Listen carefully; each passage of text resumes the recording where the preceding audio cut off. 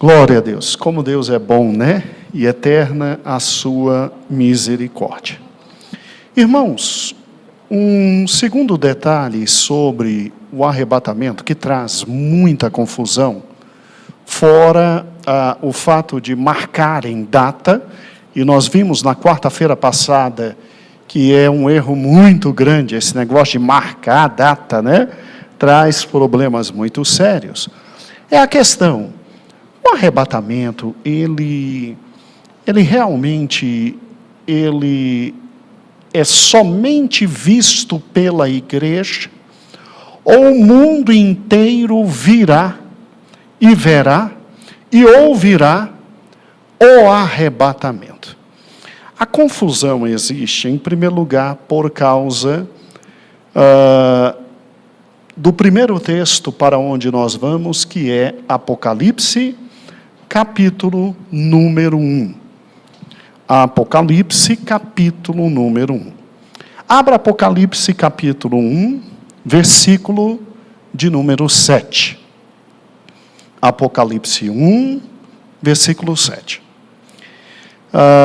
Diz assim um versículo que todos conhecemos, ele é bastante conhecido, né?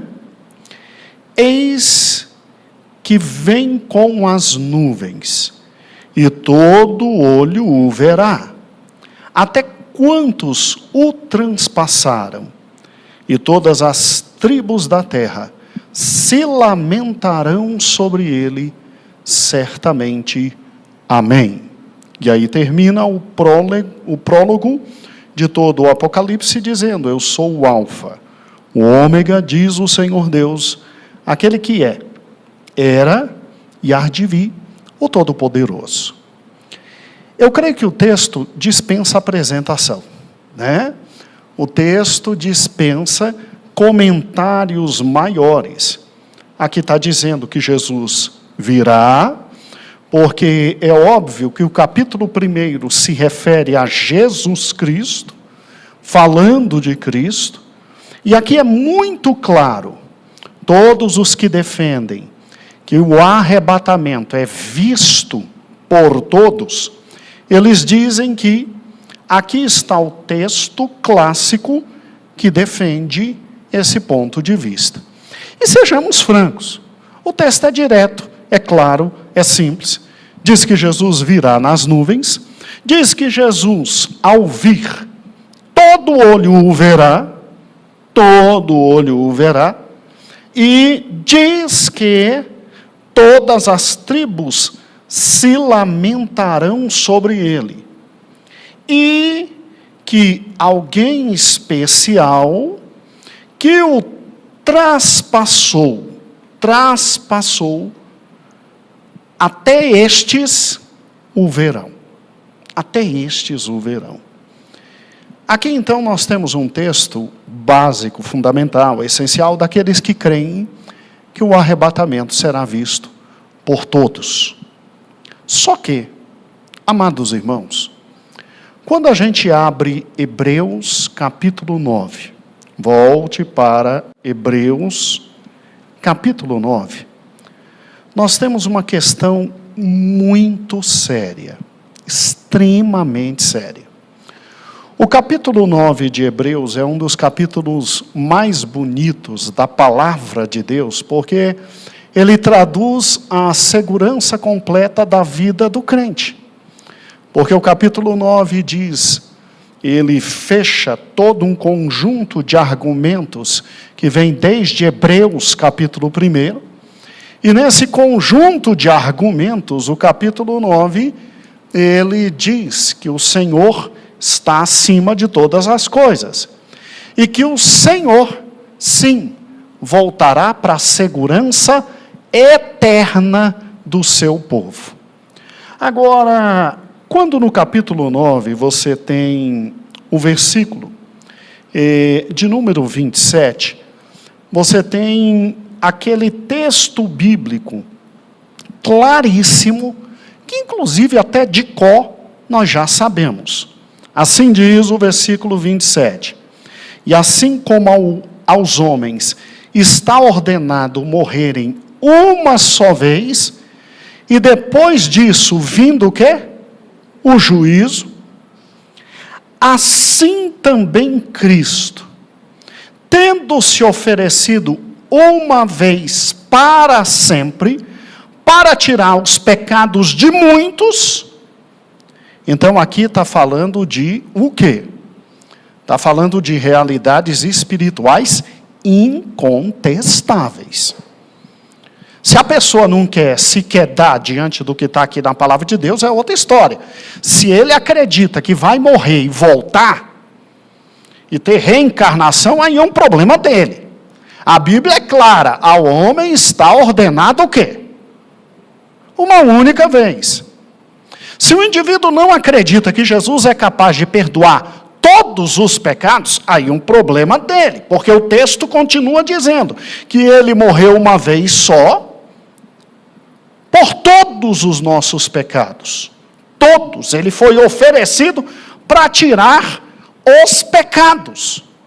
Então não há pecado que Jesus não possa perdoar. Mas se ele mesmo disse, só tem um pecado que não tem perdão, aí é com ele. Mas que o sacrifício dele foi eficaz e tirou todo o pecado, tirou. E aí chegamos no ponto mais importante do versículo, Júlia, que é o finalzinho que diz: aparecerá segunda o quê? Vez, sem pecado, aos que aguardam para a salvação. Pega só esse ponto final. Aparecerá segunda o quê? Vez, sem o quê? Pecado, aos que aguardam para a salvação. O problema aqui é que aparecerá, no original grego, significa será visto por. Não, pastor, por Cristo, não diz isso não. Porque se no original aqui diz, será visto por,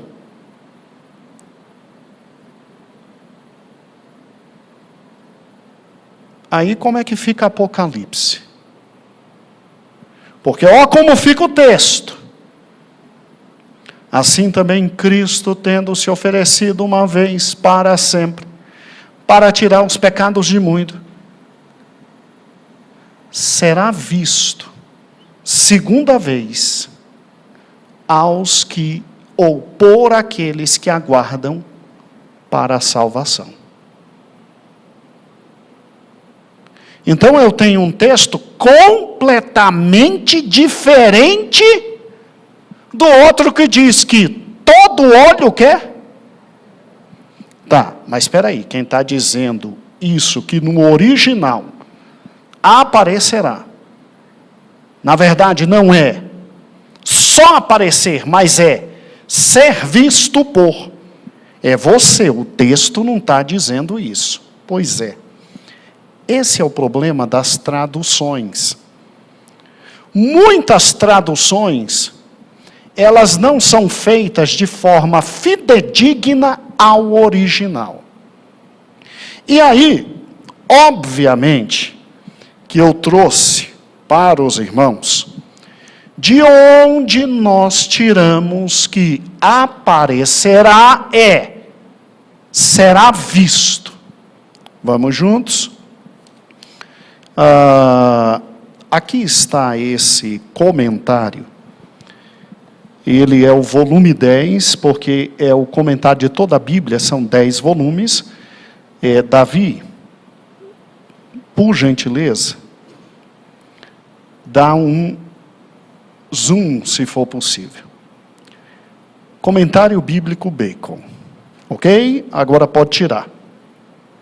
Olha que interessante. Vou abrir aqui e vou pedir para a Verinha vir me ajudar. Vera, você que lê muito bem, está sem voz, Então, tá bom.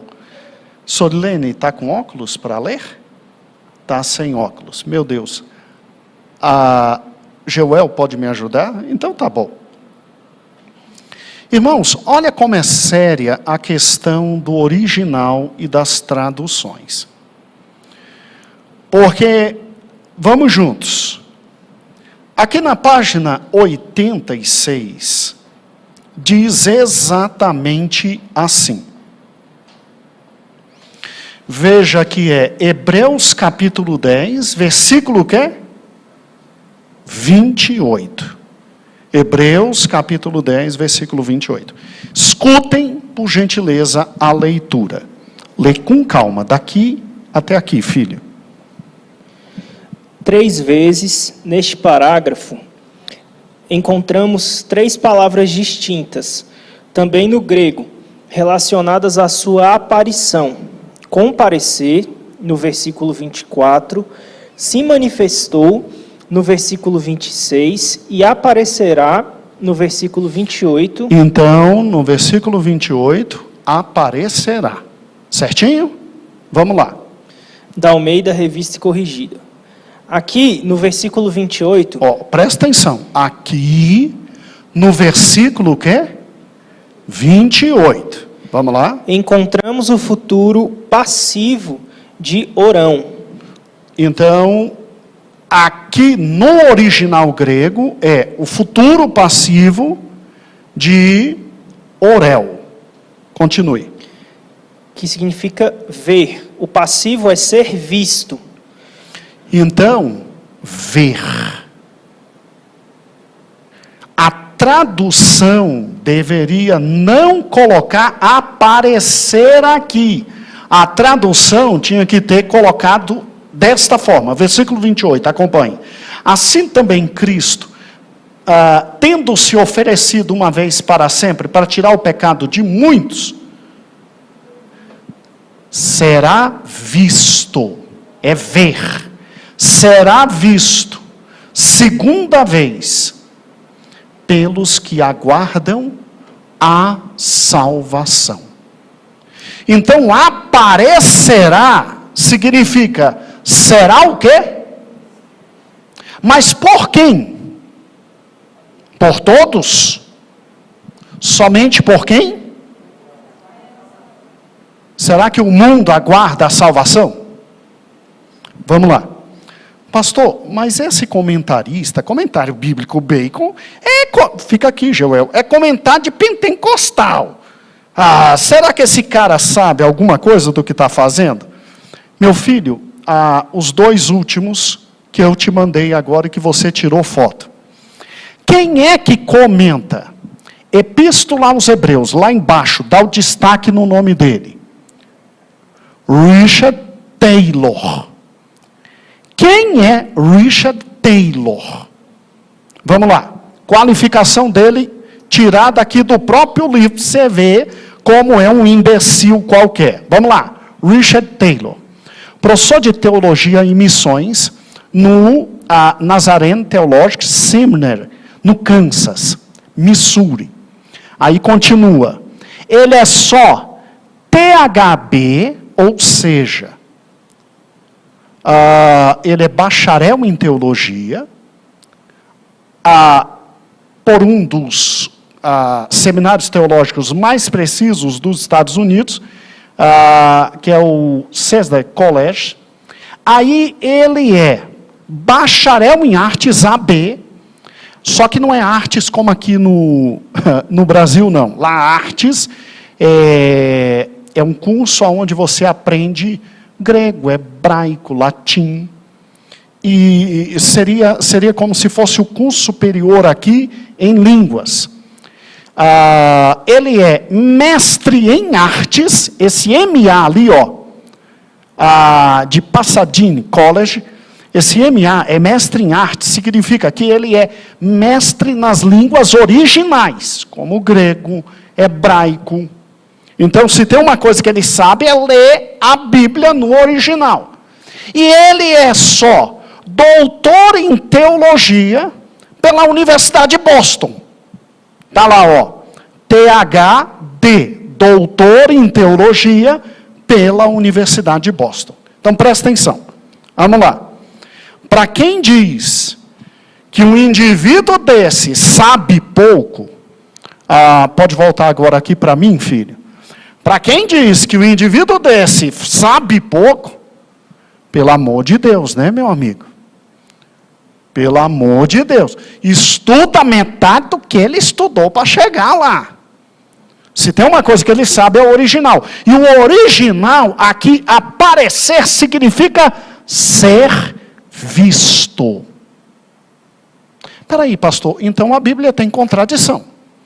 Porque assim Apocalipse diz que ele é visto por todos, e aqui está dizendo que ele é visto só por aqueles que estão esperando, então tem contradição, calma. Ou tem contradição, Anne, ou são dois momentos diferentes. Muito bem. Para não dizer que é coisa só de pentecostal, vamos aqui. Eu trouxe, amados irmãos, esse livro aqui, Novo Testamento interpretado versículo por versículo. Chega bem perto, Davi. Antigamente era a editora Candeia, hoje é a editora Agnus. É uma obra fantástica, irmãos. Tem o Velho Testamento, tem o Novo Testamento, tá? E não sei se o Davi consegue dar um zoom para chegar aqui no nome do autor. Aqui embaixo, Davi. Será que consegue? Isso. Champlin. Ele só é PhD. Sabe o que significa esse PhD? Obrigado, Davi. Significa doutor em filosofia. É o último nível de conhecimento que um homem pode ter. Esse homem tem. Esse é um dos indivíduos que mais conhece grego no mundo. E o professor Champlin, que interpreta a Bíblia versículo por versículo, deixa eu pegar aqui a marcação, vamos lá. Ele simplesmente vem aqui e diz, vem cá, Joel, de novo. Nós estamos aqui, veja, Joel, em Hebreus 9:28, olha o tamanho né? E aqui veja, Joel aparecerá segunda vez. Ok? Aí ele vem trazendo 5 a 6 possibilidades desse verbo no grego. E ele vem dizendo qual é a possibilidade que se aplica neste texto. Joelzinho, lê aqui, devagar. O presente versículo se utiliza do verbo orão, que é o mesmo, né? Que comumente significava ver, dar atenção, contemplar, perceber. Obrigado, filho. Ver, contemplar, perceber. E as peças raras que me traduziram, não traduziram errado. Eu não estou dizendo que eles traduziram errado. Porque aparecer é sinônimo também. É sinônimo também. Então, aparecerá aqui significa o que, Geraldo? Significa será visto. Será contemplado. E aí é um problema muito sério, porque Hebreus diz que quando Jesus vier, ele será visto, contemplado, somente por quem? Por quem aguardam a salvação.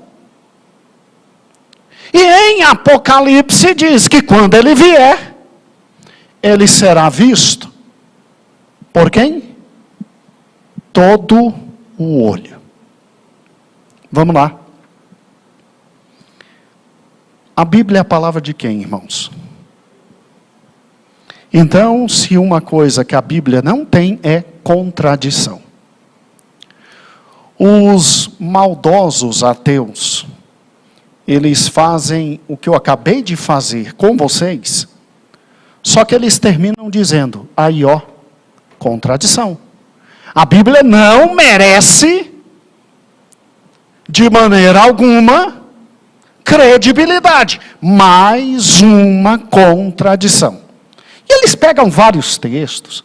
Aquele problema que, como é que é? Jesus curou um cego ou dois? Como é que foi? Então, há vários textos que, se você não souber com calma ler e harmonizar, eles aparentemente demonstram contradição. A primeira vez que me jogaram na cara isso aqui, irmãos, eu estava ainda na faculdade, e um amigo, ainda hoje amigo, ele me jogou na cara exatamente esses dois textos, e ele disse, ó, aqui não é aparecer, aqui é ver. E aí eu fui pesquisar em casa, conversei com o papai, e o papai disse, não, realmente isso, mas não tem contradição. Porque de duas uma, ou Jesus é visto só por quem? Só por quem está aí esperando, ou Jesus é visto por todo mundo, e aqui diz, segunda vez. Segunda vez está falando da segunda o quê? Vinda. Se a Bíblia não tem contradição, então vamos ser francos. São dois momentos diferentes, Júlia.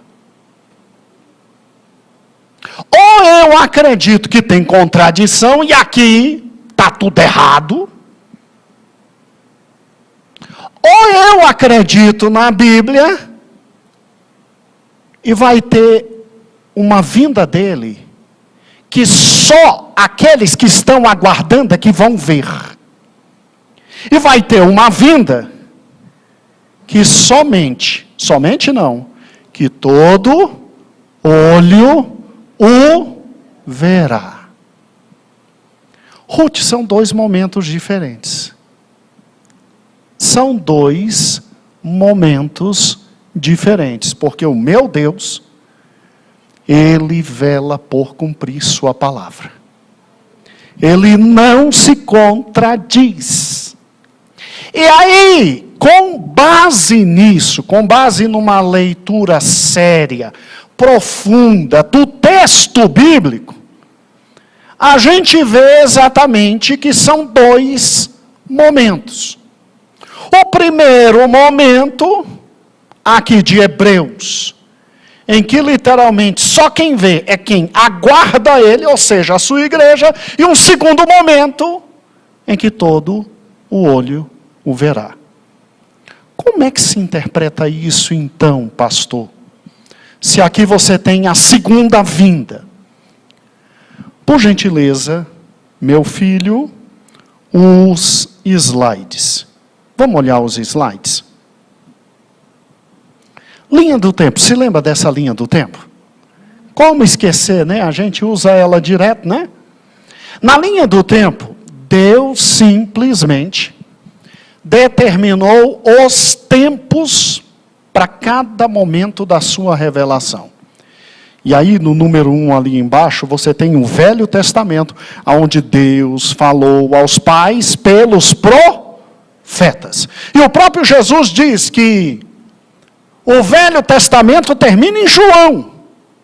O próprio Jesus diz. Aí, está vendo ali a cruz? Linda, né? Símbolo da nossa vitória. Deus envia Jesus e nos fala por intermédio de Jesus e começa um segundo tempo na história da humanidade, Júlia, que é o tempo da igreja. Por isso que está o ponto 2 ali. Está vendo? Só que, no tempo da igreja, que vai até o final do ponto vermelho, após vem um terceiro momento horrível, chamado grande tribulação, que segundo o Apocalipse é dividido em 2 momentos. 3 anos e meio, 3 anos e meio. Mas vai passar. Creia, vai passar. E aí vem o quarto e maravilhoso momento, em que o milênio chega. A pergunta é, Quando é que Jesus volta? E quem vê a volta de Cristo? Segundo slide. Vamos lá? Você está vendo que ficou um pouquinho negro ali no início da fase da igreja? Está conseguindo ver aquela partezinha negra ali, do início? Ali são os 100 primeiros anos. Época em que Jesus viveu com a gente. E época em que morre o último dos apóstolos, João. E aí depois, vem toda a igreja. Você consegue ver onde você está ali? Você consegue ver? O Davi aumenta só o vermelho.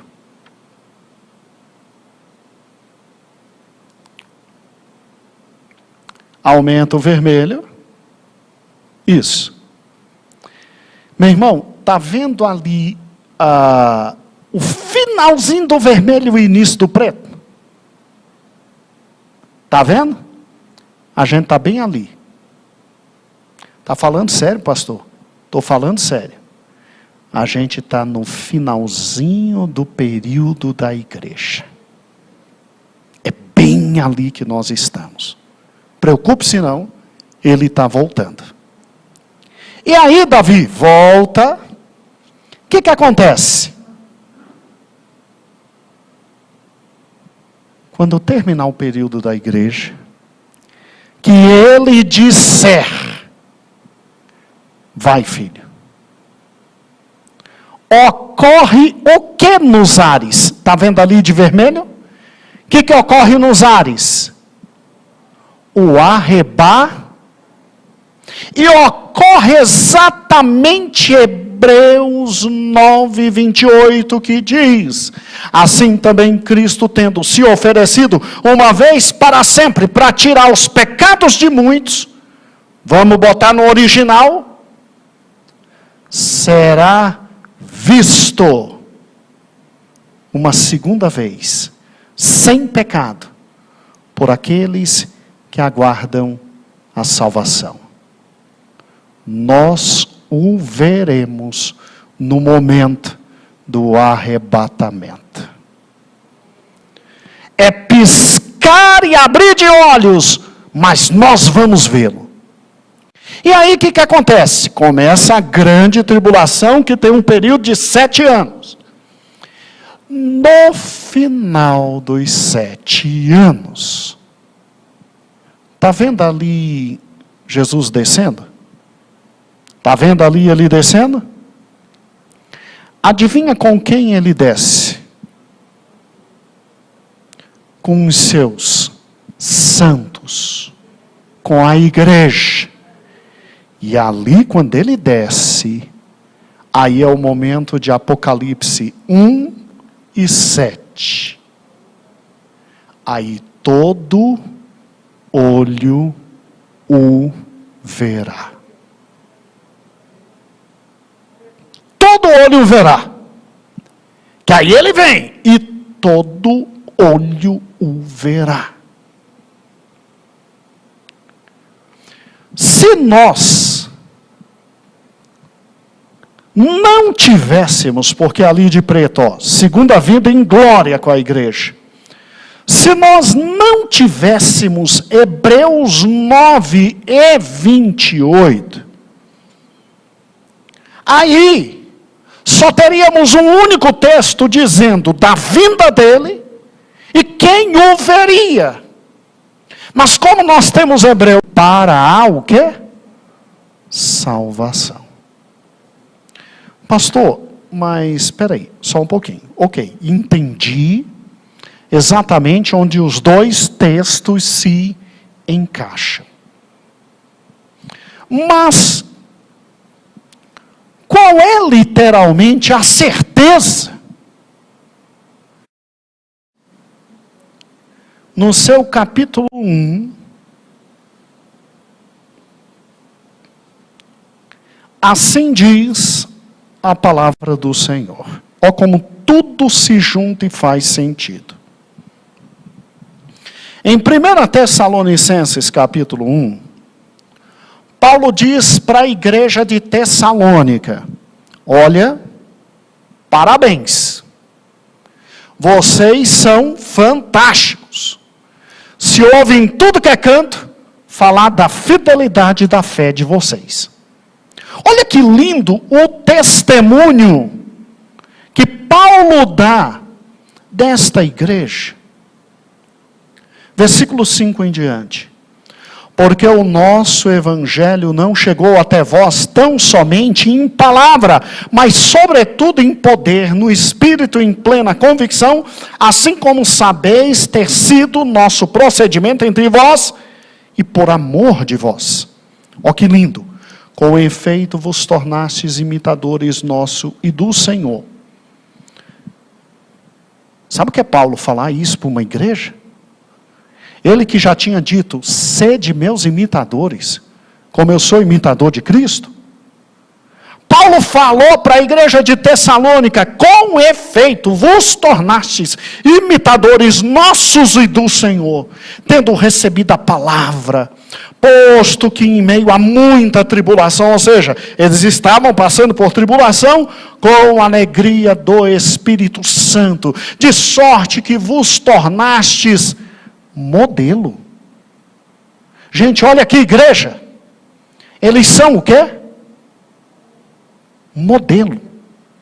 Para todos os crentes, na Macedônia e na Acaia, porque de vós repercutiu a palavra do Senhor, não só na Macedônia, Acaia, mas por toda parte se divulgou a vossa fé, para que Deus, a tal ponto ele, não termos necessidade de acrescentar coisa alguma, pois eles mesmos, no tocante a vós, proclamam a repercussão. Teve nosso ingresso no vosso meio, e como deixando os ídolos, eles deixaram os ídolos, se converteram a Deus, para servir a Deus vivo e verdadeiro. Aí olha o que Paulo fala: e para aguardardes dos céus o seu Filho, a quem ele ressuscitou dentre os mortos, Jesus, que vos livra da ira, o quê? Vindoura. Volta ao último quadro, Davi. Olha o que a Bíblia diz. A ira vindoura é o período da grande o quê? Que Jesus diz que nunca houve e nunca haverá período tão terrível como esse. Presta atenção comigo. Paulo estaria doido dizendo que era para eles aguardarem, porque simplesmente Jesus ressuscitou dos mortos e os ia livrar da ira, o quê? Vindoura. Presta atenção. Quando em Apocalipse diz que Jesus desce e todo olho vê, Apocalipse mostra que ele desce para esmagar grande parte da humanidade e as suas vestes ficarem salpicadas de sangue, do tanto que ele vai matar. Você pode dizer glória a Deus, porque o teu Deus vai matar? Você consegue dizer aleluia por isso? Que é um Deus vingativo, que tem o dia da ira dele, com o pé dele ele vai esmagar e a roupa vai ficar ensanguentada. Presta atenção. Olhando ali, então vai ter um momento em que Jesus vai voltar, não para exercer a ira, Geraldo, é para quê? Para arrebatar a igreja, receber a igreja que está esperando ele. E para não ter dúvidas, Paulo em 1 Tessalonicenses 5, quer dizer, no capítulo 1 e no capítulo 5, ele simplesmente diz no versículo de número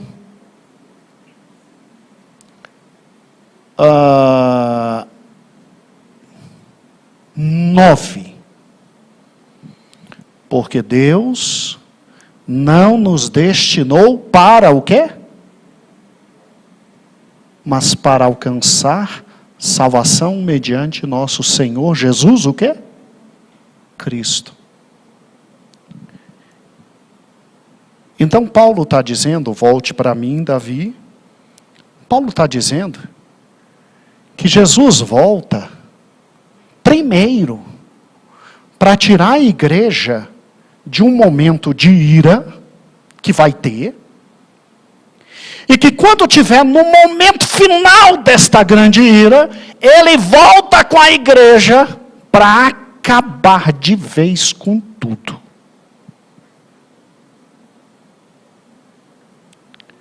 E é tão sério esse segundo momento que todo olho, o quê? Todo olho verá. Agora escute. Vamos, por gentileza, pensar agora num fato muito interessante. Então, pastor, todo olho vai ver essa segunda grande aparição. A primeira grande aparição é restrita, então, só à igreja. Gente, vamos juntos? Olha que interessante, nós estudamos no domingo passado aqui, 1 Tessalonicenses capítulo 4, versículos 13 em diante. Olha que interessante como os textos se encaixam. Não queremos, porém, irmãos, que sejais ignorantes com respeito aos que dormem, para não vos entristeceres como os demais que não têm esperança. Pois se cremos que Jesus morreu e ressuscitou, assim também Deus, mediante Jesus, trará juntamente em sua companhia os que dormem. Ora, ainda vos declaramos por palavra do Senhor isso. Nós, os vivos, que ficarmos até a vinda do Senhor, que ele já disse no capítulo 1, que é para evitar da gente passar pelo dia da ira, de modo algum precederemos os que dormem. Porque o mesmo Senhor, dada a sua palavra de ordem, se lembra do estudo domingo? Ouvida a voz do arcanjo, se lembra? Ressoada a trombeta de Deus, descerá dos céus, e os mortos em Cristo ressuscitarão primeiro. E depois nós, que ficarmos, seremos arrebatados juntamente com Ele. Olha que lindo. Entre nuvens, para o encontro com o Senhor nos ares, e estaremos para sempre com o Senhor. Então, olhe que interessante. Nesse momento de Hebreus, capítulo 9, versículo 28, é o momento em que nós seremos arrebatados e veremos o Senhor. E só nós veremos o Senhor. Pastor, mas por que os incrédulos não vão ver o Senhor? Bem, o primeiro motivo, o nosso querido pastor Cristiano já falou domingo passado, porque é num piscar de olhos. Já vou mostrar para os irmãos o que é piscar de olhos, pelo maior exegeta que existe hoje no livro de 1 Coríntios, que é Gordon Fee. E aqui não é papo de pentecostal, porque quem editou foi a Vida Nova. Tá? A Vida Nova. Mas vou te mostrar já o que é piscar de olhos. E ele, hoje, um dos maiores exegetas, também em grego. Mas em segundo lugar, tem um textozinho que eu gosto muito aqui. Olha que interessante. Abra comigo em Atos, capítulo 1. Abra Atos, capítulo 1. Quando você pega Atos, capítulo 1, se completa ali o momento final de Cristo com a igreja aqui embaixo. E aí ele vai ser agora o quê? Assunto aos céus. E sendo assunto aos céus, ele vai mandar depois o Consolador. Certinho? Vamos para a Bíblia? Olha que interessante. Versículo de número 9 de Atos 1. Todo mundo achou? Ditas estas palavras, foi elevada às alturas a vista deles numa nuvem. E uma nuvem o encobriu dos seus olhos. E estando ele com os olhos fitos no céu, enquanto subia, eis que 2 varões vestidos de branco se puseram ao lado deles. E lhes perguntaram: varões galileus, por que estáis olhando para as alturas? Esse Jesus, que dentre vós foi assunto ao céu, assim virá do modo como o viste subir. Olha como é simples. Quem viu o Senhor subir? Pôncio Pilatos? O filho de Herodes que estava governando ali na Judéia? Ou outro filho de Herodes que estava na Galileia? Quem viu Jesus subir? Pastor, pelo que eu estou lembrando aqui, ninguém fora os discípulos, e para quem Jesus quis se apresentar, é que viu desde a época da ressurreição. E a coisa foi tão feia, tão feia, tão feia, que em Mateus capítulo 28, você já leu que os guardas ficaram desesperados, porque disseram: ó, vai ser um embuste muito grande. Ele disse que ia ressuscitar. Aí Pôncio Pilatos diz: então tá bom, bota a pedra, bota o selo romano, bota a guarda. E olha que interessante, em Mateus 28 diz que subornaram os guardas, para os guardas dizerem que tinham, em primeiro lugar, dado uma surra na guarda romana, rolado uma pedra, tirado o corpo e mentido quanto à ressurreição.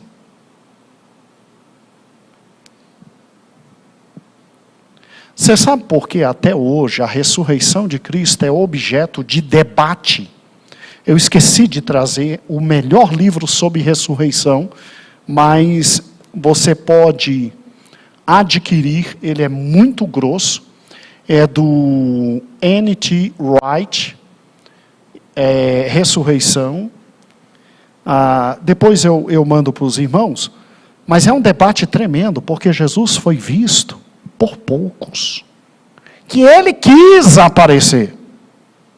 E o que eu acho interessante é que aqui ele diz, ó, assim como o viste subir, será como ele vai descer. Sabe o que o texto está dizendo aqui? Quando ele descer, ele aparece para quem quiser. Assim como ele ressuscitou e só apareceu para quem quiser. E quem ele quis.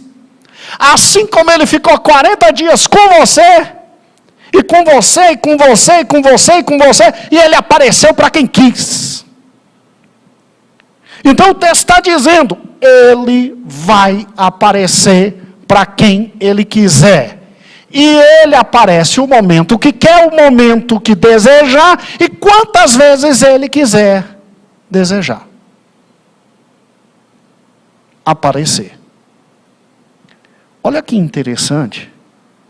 Um texto como esse se junta com todos os outros, e literalmente nos faz ver o seguinte. Vamos lá. Por gentileza, Josué, Davi. Olha o que nós cremos. Nós cremos que a segunda vinda de Jesus tem duas fases. Duas fases. Primeira fase, adivinha o que é? Bota bem grande ali o número 1, Davi. Primeira fase, arrebatamento da igreja. Quando ele vem subitamente, de forma imperceptível para o mundo. Por quê? Porque é num abrir e fechar de quê? Porque é harpazo, é arrebatar, tirar. Aonde ele arrebata a igreja antes da grande tribu, porque ele prometeu que nós não passaríamos pela ira. E aí, Geraldo? A gente sobe para o céu, olha o ponto 2, que delícia. Vamos passar pelo tribunal de Cristo para receber galardão. Depois que a gente recebe galardão e está com vestes novas, nome novo, tudo fantástico, corpo novo, vem as bodas do Cordeiro. E assim como são 7 dias entre os ricos no meio de Israel, comemorando o casamento, o que é 7 anos para quem é dono de tudo? E quer dar para sua noiva o que há de melhor.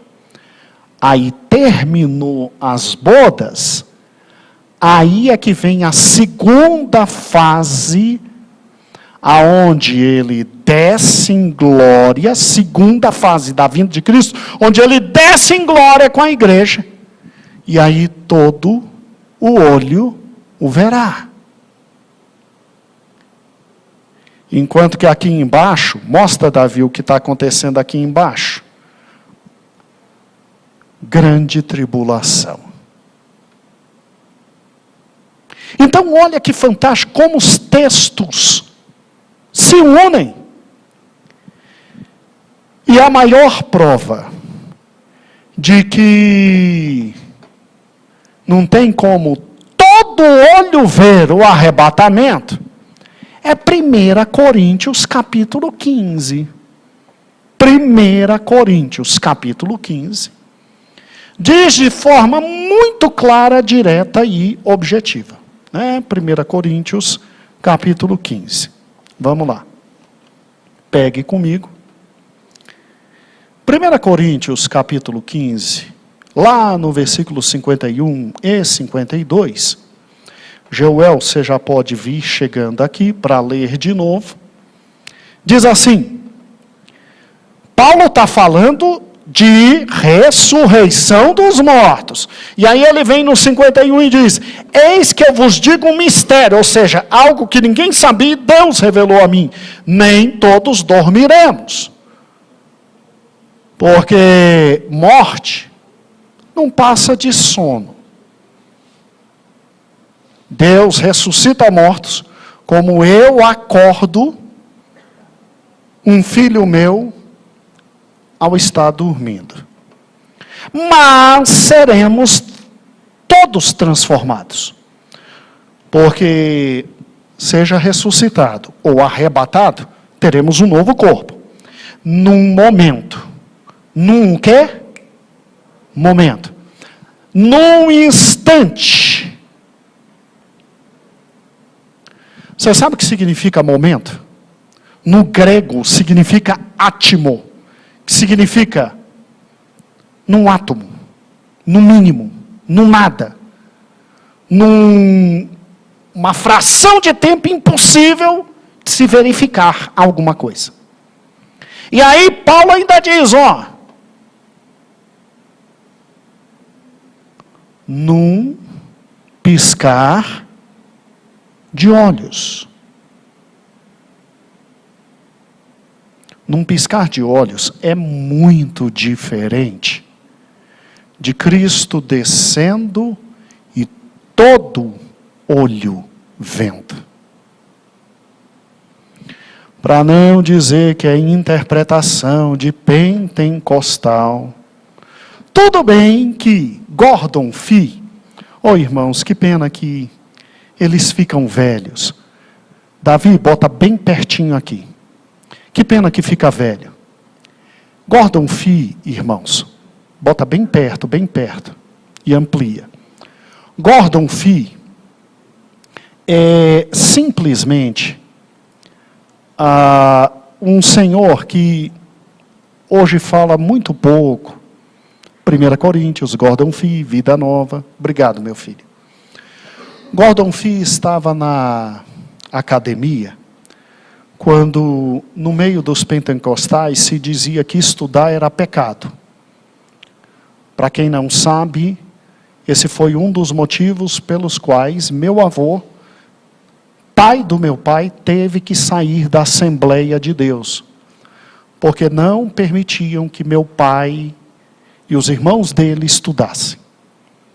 Aí ele teve que sair. Muito bem, Gordon Fee estava na faculdade de teologia. E aí um pastor pentecostal da igreja dele, ao ficar sabendo, ficava alfinetando ele dizendo: pois é, Gordon Fee, eu prefiro, isso é sério, eu estou falando sério, eu prefiro ser um iletrado, mas cheio do Espírito, que um doutor frio. Gordon Fee disse que a partir desse dia, ele seria um doutor em chamas. Tal como foi John Wesley. John Wesley foi um dos homens mais cultos de todos os tempos. Ele só era professor na Universidade de Oxford. Meu Deus. Oxford. Meu Deus, eu sei falar. Oxford. Eu sei falar. Com licença, seja liberto. Amém. Oxford. Ele só era doutor em Oxford e professor. Desisto. Bem, vamos lá. Mas que eu sei falar, eu sei. Não sei o que está acontecendo. Esse homem aqui escreveu os livros mais importantes de exegese da Bíblia. Um pentecostal alimenta o mundo inteiro em como se interpreta a Bíblia. Compre quando você puder. O livro dele, Entendes o que lês? É de exegese, interpretação. Compre quando você puder. Tá certo? Josué, veja, Entendes o que lês? Gordon Fee, coloque para todo mundo nos grupos. Vem cá, meu filho. Esse homem aqui é simplesmente a maior autoridade no livro de 1 Coríntios. Tanto é que a editora Vida Nova colocou Gordon Fee para interpretar 1 Coríntios. Veja aqui. Isso, é esse vermelho. Entendes o que lês? É isso mesmo, tá?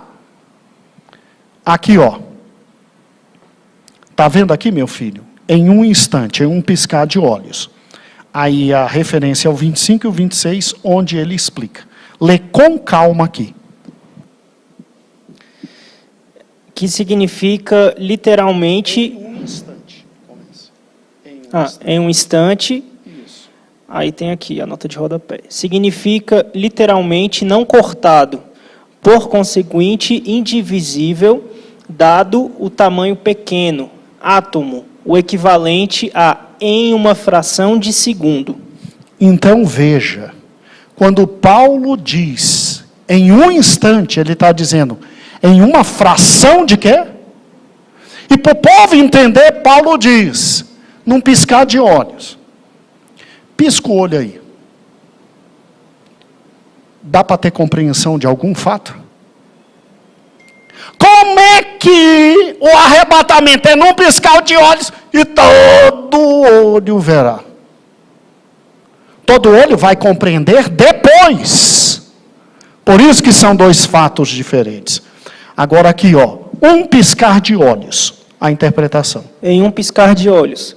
O equivalente a em um piscar de olhos. É interessante que Esse fenômeno físico foi usado em mais de uma cultura para expressar a velocidade com que algo pode acontecer. Então, gente, olha o que é o arrebatamento. Olha o que é o arrebatamento. Irmãos, se estes textos não existissem, aí como seria a interpretação da volta de Cristo? Ó como seria. Último esquema, Davi. Olha que coisa triste. A igreja passaria por toda a o quê? E a gente só subiria e voltaria. Seria isso. Mas graças a Deus, pode tirar Davi, graças a Deus, o arrebatamento existe, é uma realidade, e se ele é secreto para o mundo, se ele não é audível para o mundo, não será secreto para a igreja, porque nós vamos ouvir, e nós vamos ver, e num segundo, estaremos com ele nos ares, e louvado seja o nome dele. E ninguém tira isso do coração da gente, e não é papo de pentecostal não. Meu amigo, eu sei que as outras visões, tem gente também grande que escreve. Mas quem escreve sobre pré-tribulacionismo e arrebatamento, não é menor não. Está no mesmo tamanho, talvez maior ainda. Para fechar o assunto, sempre tem aquela questão, mas pastor, é muito barulho. Como é que ninguém vai notar? Como é que ninguém vai ver? Como é que isso vai acontecer? Tudo bem, entendi. É numa fração de segundo, tudo bem.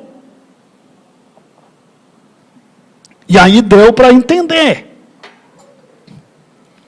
Eu quero só terminar a nossa reflexão de hoje à noite com Mateus 24, algo que Jesus chama a atenção sobre a sua vinda. Porque em Mateus 24, Jesus, ele não separa o arrebatamento do retorno dele com a igreja. Mas ele fala uma coisa que eu acho muito interessante, e que era para ter falado domingo, e não falamos.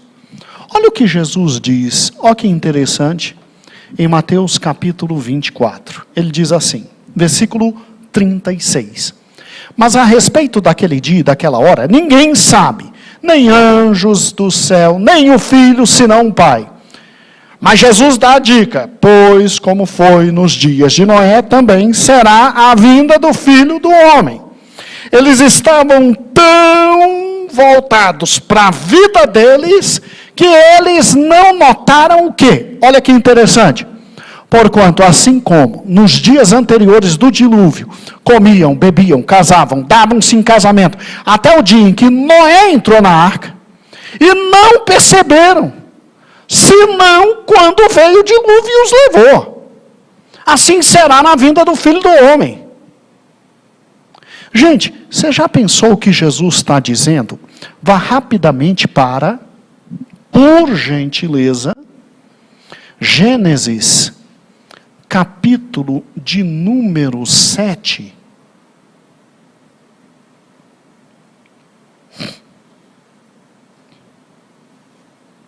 Gênesis 7, além de Noé construir um edifício que não tinha como o povo não ver, gente, olha a barulheira, olha o versículo 2, de todo animal limpo, levarás contigo 7 pares, macho e fêmea, e dos imundos, um par, macho e fêmea. Das aves dos céus, 7 pares, macho e fêmea. Irmãos, você já imaginou o tanto de animal entrando?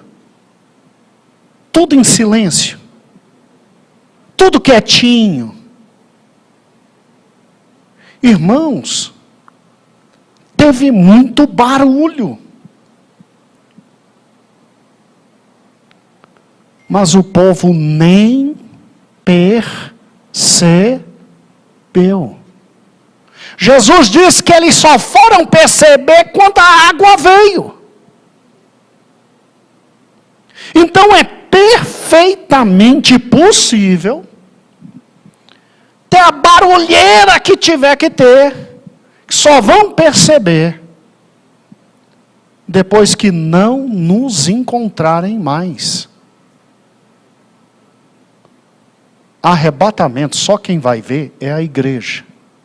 Só quem vai ouvir e entender é o povo de Deus. E graças a Deus, por Hebreus, capítulo de número 9, versículo 28. Porque ele disse que ele vai voltar. E nessa volta, quem vai ver só são aqueles que estão aguardando.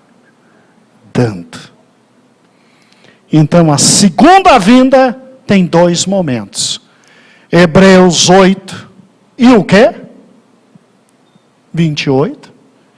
Hebreus 8 não, 9 e 28. E Apocalipse 1 e 7. Amados irmãos, ficou claro? Ou assim, ninguém entendeu nada? Vocês entenderam? É sério? Anne, ficou certinho? Me ajuda aí, porque vocês estão com um olho desse tamanho, e aí bate o desespero. Ou entendeu ou não entendeu. Pessoal aí em casa, entendeu direitinho também? Tá tranquilo? E calma, não terminou o estudo não. Nós só estamos no início. Nós só estamos no início. Você não tem noção da lição número 3, do que nós preparamos para quarta-feira que vem, e depois da lição 4, e o que preparamos na quarta-feira que vem. Irmãos, fique tranquilo, que se tem uma coisa que papai deixou, foi Bíblia. Mas fica tranquilo. Isso que nós estamos discutindo não tem nada de novo. Inclusive, quando o Cristiano estava escrevendo a revista, e eu compartilhava com ele ideias e tudo, assim, irmão, sem brincadeira, a gente lê, mas literalmente é só 10 a 15% de novidade. O resto, o bom e velho velhinho deixou a gente no caminho. Incrível como a palavra de Deus fica, né? Ninguém engana a gente não, meu amigo. Ninguém engana. Mas é bom ter o texto, ler. Você que ainda não comprou sua revista, compre. Dê de presente. Os áudios estão todos lá. Fora a semana agora, segunda semana escatológica, que está uma bênção, né? Está uma bênção. Muito bem, irmãos, então, graças a Deus que os amados irmãos compreenderam. E como é bom servir ao Senhor. Como é bom servir ao Senhor.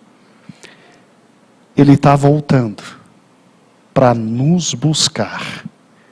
E eu quero terminar, literalmente, o nosso estudo de hoje com a leitura do mesmo salmo que começamos.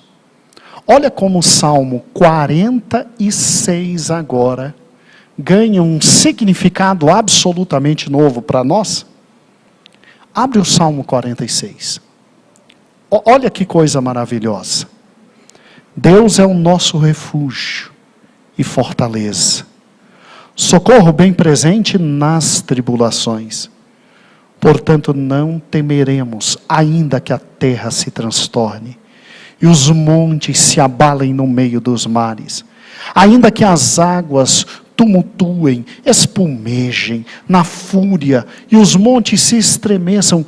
Há um rio cuja corrente alegra a cidade de Deus, o santuário das moradas do Altíssimo. Deus está no meio dela e jamais será abalada, e Deus a ajudará desde o amanhecer. Bramam as nações, reinos se abalam, Ele faz ouvir a sua voz e a terra se dissolve. Ainda bem que o Senhor dos exércitos está conosco. O Deus de Jacó é o nosso quê? Ele nos chamará. Ele nos receberá nas nuvens. E ao chegar lá, ó que lindo, vinde, contemplai as obras do Senhor, que assolações fez na terra. Nada pode contra ele. E na época do salmista, você tinha o arco e a lança. Pois é, como instrumento de guerra forte, o versículo 9 diz, ele põe em termo a terra, até o confim da terra, e ele quebra o arco e despedaça a lança, e queima os carros no fogo. Meu irmão, não tema, aquietai-vos. Sabei que eu sou Deus. Serei exaltado entre as nações, serei exaltado na terra. O Senhor dos exércitos está conosco. O Deus de Jacó é o nosso refúgio. É lógico que eles não entendiam esse salmo nesse contexto que nós temos hoje. Mas hoje, esse salmo ganha dimensões maravilhosas. O Senhor está voltando. Está voltando. E louvado seja o nome dEle. Amém?